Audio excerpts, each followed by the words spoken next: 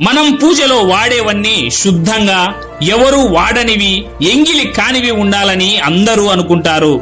కానీ ఇదంతా ఎంతవరకు నిజం? దేవుడికి ఇచ్చే పాలు దూడ వల్ల ముందే ఎంగిలవుతాయి. పంచామృతంలో ఉన్న తేనెను చేసిన తేనెటీగలు తేనెను ఎంగిలి చేస్తాయి. అభిషేకానికి వాడే నీళ్లు కూడా చేపల కారణంగా ఎంగిలి అవుతాయి. అంతేకాదు, ఈ ప్రపంచంలో ఎంగిలి కానిది ఏదీ లేదు. మరి మనం ఇప్పుడు దేవుడికి ఏది ఇచ్చినా పవిత్రం ఎలా అవుతుందని ఆలోచించారా?